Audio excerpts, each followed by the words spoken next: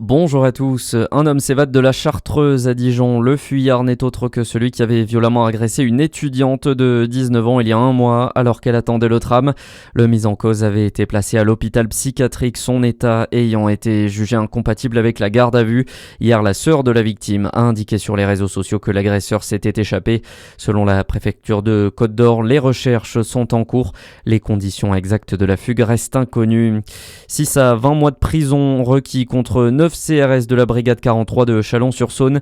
Depuis lundi, ces policiers comparaissent devant le tribunal correctionnel de la capitale en cause des violences sur des manifestants en 2018 en marge de l'acte 3 du mouvement des Gilets jaunes. Le jugement sera rendu le 17 mars prochain. Les fonctionnaires encourent jusqu'à 7 ans d'emprisonnement et 100 000 € d'amende. Un déplacement sous le signe de la reconstruction dans le Jura. La ministre de l'Agriculture, Annie Genevard, est attendue aujourd'hui à Chamblay. Elle se rendra dans une exploitation frappée de plein fouet par la dermatose nodulaire en octobre dernier.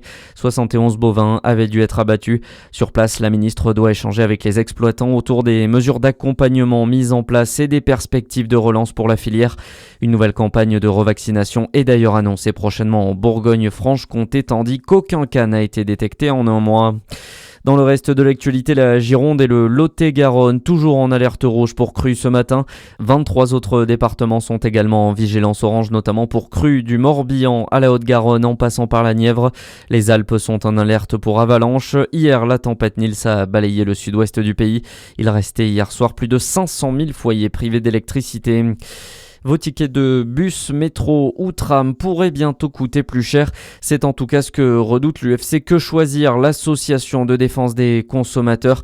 Elle demande la suppression de l'indexation des tarifs des transports en commun sur l'inflation, une mesure prévue dans le projet de loi cadre sur les transports présenté cette semaine en Conseil des ministres. Selon l'organisation, ce nouveau principe risque de décourager l'usage des transports en commun. Explication de la chargée de transport à l'UFC Que Choisir, Lucille Buisson. C'est aussi une question d'attractivité des transports en commun par rapport à la voiture, puisque on sait que les transports en commun sont globalement moins pratiques que la voiture, puisqu'il faut souvent les cumuler avec d'autres modes de transport. Et si on augmente les prix du transport en commun, ça naturellement désincite les personnes à considérer cette option dans leur quotidien. Et l'enjeu des objectifs climatiques, c'est de transférer un maximum de personnes de la voiture vers les transports en commun.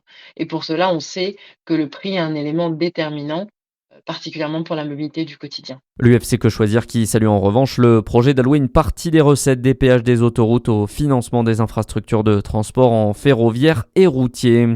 Et puis c'est son rêve de petite fille. Sophie Adno s'envole aujourd'hui vers la Station Spatiale Internationale.